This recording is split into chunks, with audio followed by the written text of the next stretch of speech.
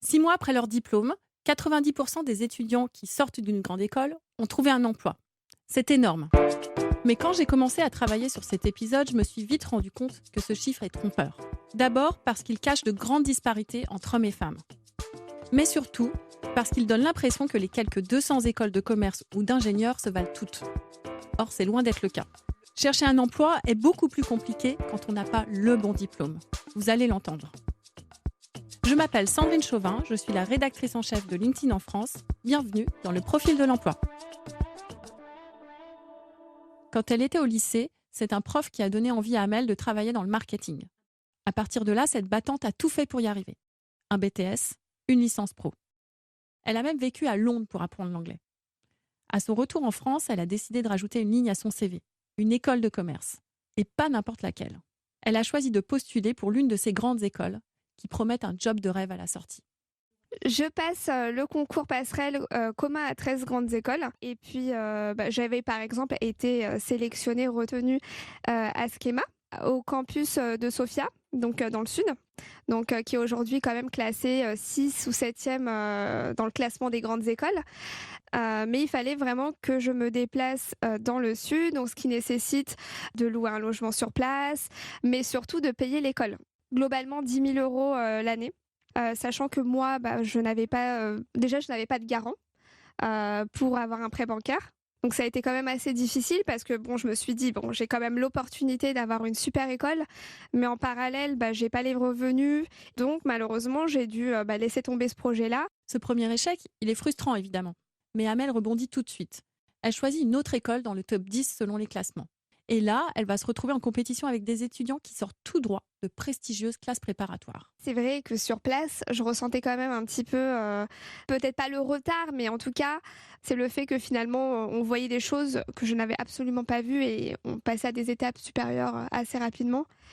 Et donc voilà, j'ai dû travailler. Enfin, je savais que pour le coup, si je voulais rester et avoir de superbes résultats, il fallait que je travaille beaucoup plus, peut-être que les autres.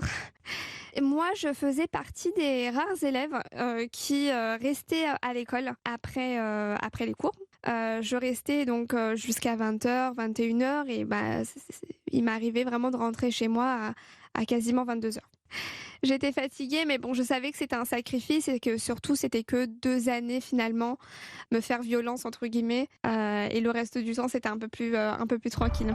Quand elle sort de cette école, Amel n'a qu'une envie, décrocher au plus vite son premier emploi. Elle veut évidemment travailler dans sa branche, le marketing, et Amel la battante commence à chercher un VIE, un volontariat international en entreprise. Pour mettre toutes les chances de mon côté, j'ai vraiment tenté d'y aller un petit peu entre guillemets au culot, en contactant directement les sociétés. Donc là, par exemple, j'ai en tête une histoire d'une chaîne de restauration. Où là, pour le coup, c'était de développer différents points de vente, notamment en Afrique. Donc, je regarde à la fin de l'offre, je vois effectivement le nom et le prénom de la personne en charge. Donc, j'appelle le siège en demandant à parler directement à cette personne. Et puis, je l'ai eu au téléphone. Donc, elle a vraiment beaucoup, beaucoup apprécié cette démarche. Donc, elle me dit, bon, écoutez, ce qu'on va faire, c'est que vous allez m'envoyer votre CV de suite. Mais quelques jours plus tard, l'enthousiasme est retombé. Et Amel n'est pas embauchée. Elle me dit, écoutez, finalement, je sais pas trop si ça va le faire. En école de commerce, on nous vend le fait qu'on va intégrer une entreprise sous un délai vraiment très très réduit et puis avec un super salaire et en fait on se rend compte que finalement la réalité est tout autre. À ce moment-là, Amel n'a toujours pas identifié précisément ce qui n'allait pas dans son CV. Elle va le comprendre en postulant auprès d'un grand groupe français, mais pour un emploi basé à l'autre bout du monde, au Vanuatu. C'est vraiment proche de la Polynésie française. Donc vraiment, cette offre-là, elle est restée peut-être 6 mois sur le site. Et je leur ai envoyé 3 emails, pour être honnête avec vous. Donc, première fois, j'envoie mon CV. Il était 21h, donc il n'y avait personne pour analyser mon CV, etc. Donc, j'ai eu un refus.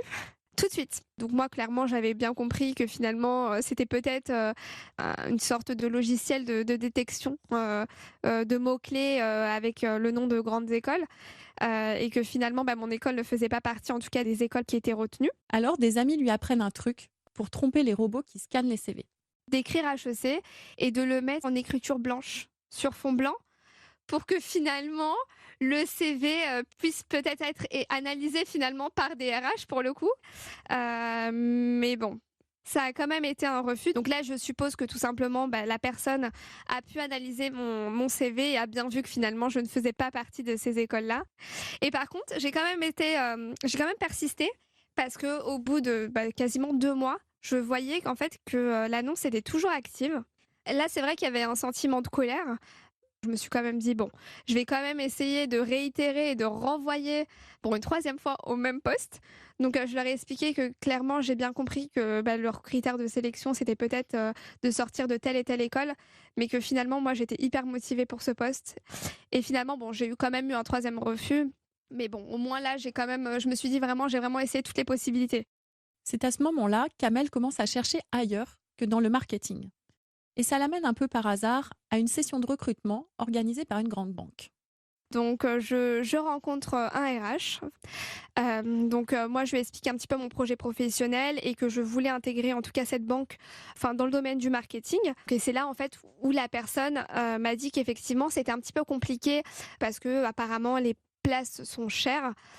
Finalement, ce qu'on pouvait faire, ce serait peut-être d'intégrer la banque dans le réseau, donc c'est-à-dire en agence, dans un premier temps.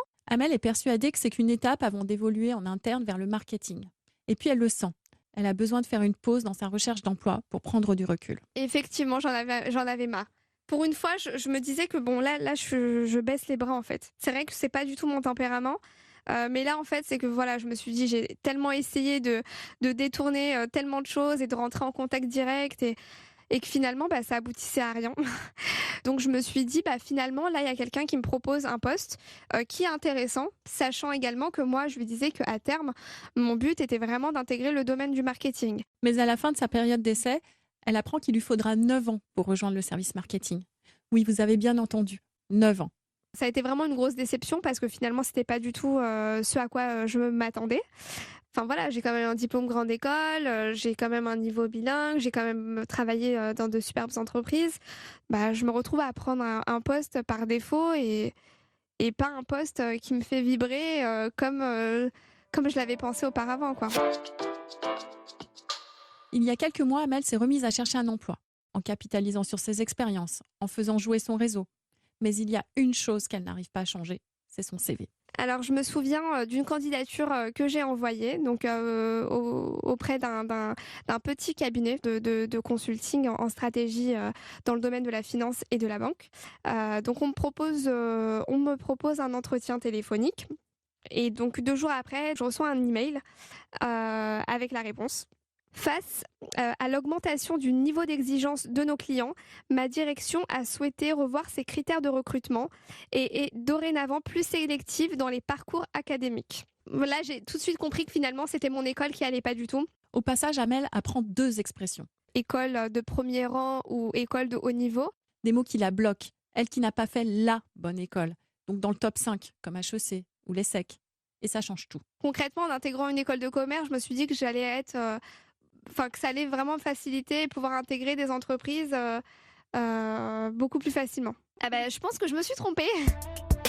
Moi qui ai vécu en tout cas 2 ans à Londres, j'ai bien vu que en tout cas les processus de recrutement étaient tout autres. Mais c'est vrai qu'ici, en tout cas en France, il y a vraiment ce critère de l'école qui revient en permanence. Et je pense qu'effectivement, ça prendra encore du temps pour faire changer les mentalités. Je pense que ça va pas se faire tout de suite. Comment faire pour que les recruteurs valorisent davantage la motivation et l'expérience plutôt que le diplôme ? Amel a raison, ça prendra sans doute du temps pour faire changer les mentalités. Alors en attendant, j'ai cherché une personnalité qui pourrait l'inspirer. Et c'est un peu paradoxal parce que ce coach a fait les meilleures écoles. Normal Sup en France et l'université de Stanford aux États-Unis. Et pourtant, il a eu le sentiment qu'il n'avait pas toujours le profil de l'emploi. Frédéric Mazzella a racheté en 2006 covoiturage.fr. Le petit site est devenu l'appli que vous connaissez forcément, Blablacar. Et ne soyez pas surpris, il est connu pour son franc-parler. Frédéric, quelle est votre réaction quand vous entendez le témoignage d'Amel ? Je me dis que oui, on oublie que c'est difficile de trouver un boulot. quand on fait ses études et qu'en fait, oui, ça l'est et ça l'est pour tout le monde et c'est surtout le premier boulot. Et que faut pas surinterpréter non plus. J'ai entendu des fois, on se dit il était 21h et j'ai eu une réponse rapide, c'est forcément un robot. Non, pas forcément. Il y a des gens qui travaillent à 21h et peut-être que quelqu'un lui a répondu. C'est peut-être pas. Peut-être qu'effectivement c'est un robot. Peut-être que c'est une personne. Mais dans tous les cas, faire beaucoup de demandes pour avoir un job, c'est normal. Moi, je me souviens pour mon premier job, j'ai envoyé 80 CV. Elle a beaucoup de persévérance aussi sur ses postes et ça c'est une qualité qui paiera. Et si ça paye pas sur ce boulot-là, ça paiera sur le prochain ou sur le prochain. Et c'est pas grave. C'est celui qui va marcher qui justifiera justement cette persévérance. Vous avez dit que vous avez envoyé 80 CV. Comment vous faites, vous, pour pas vous décourager, sachant qu'on peut comprendre qu'Amel, par exemple, se décourage ou d'autres demandeurs d'emploi se découragent quand ils envoient des candidatures et qu'ils essuient plein de réponses négatives? Ah, c'est presque un principe, ouais. C'est presque un principe. Mais j'ai envie de dire, c'est un principe quand on cherche un job et c'est encore plus un principe quand on crée une boîte, typiquement. Parce qu'alors là, c'est même pas qu'on a des refus, c'est qu'on a de l'indifférence à ce qu'on fait. Donc enfin, voilà, il faut avoir beaucoup de motivation intrinsèque, personnelle, pour pouvoir avancer dans la vie professionnelle de manière générale. Et quels sont vos ressorts à vous, justement, pour arriver à rebondir quand on essuie des refus? Alors justement, j'essaye d'en rester au fait. En tout cas, pas me dire que c'est spécifiquement de ma faute qu'il s'est passé ça. Je me dis, quelqu'un d'autre serait arrivé dans la même situation, il serait arrivé la même chose. C'est un peu comme, voilà, on trouve une porte fermée ou un mur. La porte, elle est pas fermée juste pour moi, elle est fermée pour tout le monde. Bon, donc du coup, je vais essayer de passer à côté. Ou alors c'est pas la porte qui ouvre ce qu'il me faut pour la suite. Donc je vais essayer d'aller chercher une porte qui marche mieux pour moi. Vous avez étudié dans des universités d'excellence. Est-ce que vous pensez que c'est indispensable pour réussir professionnellement aujourd'hui? Non, non. Je pense même de moins en moins. C'est-à-dire que les études, c'est un moyen d'aller commencer à apprendre à vraiment travailler. C'est avoir des méthodes, c'est apprendre la rigueur. Ça, par contre, c'est très important parce que ça nous suivra toute notre vie. La capacité de travail à tout moment, parfois au dernier moment, quand il faut rendre un truc le lendemain. Parfois, planifier 3 semaines, 1 mois, 3 mois à l'avance. C'est ça qui est important quand on fait ses études. Et c'est ça qui va non seulement plaire aux employeurs, mais aussi faire qu'on va réussir professionnellement, c'est avec cette rigueur-là. Donc il faut prendre l'école comme ce qu'elle est, c'est-à-dire c'est une école. Ce n'est pas un pass pour tous les boulots de la vie professionnelle, on ne fait que commencer.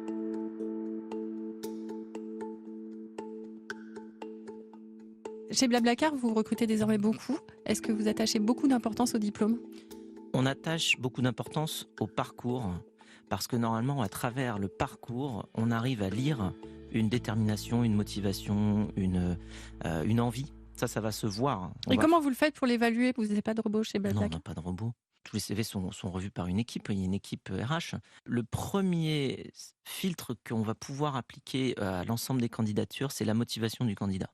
C'est-à-dire que nous, on ne cherche pas des personnes qui cherchent juste un job. On cherche des gens qui sont vraiment intéressés par nous. Donc ça veut dire quoi pour le demandeur d'emploi qui doit se renseigner sur l'entreprise? Qu'est-ce qu'il doit faire? Ça, je pense que c'est très important quand on cherche un emploi, d'identifier les sociétés qui nous intéressent, de s'intéresser aux sociétés. C'est tout simplement montrer qu'on est intéressé pour venir aider cette société-là. Donc ça commence par là. Donc plus on se renseigne, plus on sera pertinent, plus aussi on va essayer de voir si ça nous correspond. Parce qu'on peut très bien explorer une société, avoir entendu parler d'une société, de se dire tiens, ça c'est peut-être pas mal, puis commencer à creuser, puis se dire non, finalement ça me convient pas, c'est pas ce que j'ai envie de faire. Mais ça, il vaut mieux que le candidat s'en rende compte tout seul, plutôt qu'on s'en rende compte ensemble au bout du 3e entretien, en ayant fait perdre du temps à tout le monde. Amel a l'impression qu'elle n'a pas le bon diplôme. Est-ce que vous pensez qu'elle a raison de persévérer dans les postes qu'elle recherche ou elle ferait mieux de changer son fusil d'épaule? Je pense que le diplôme, enfin on l'a dit tout à l'heure, mais le diplôme fait pas tout, c'est plutôt le parcours qu'il faut regarder. Et puis surtout, alors il faut garder une chose en tête.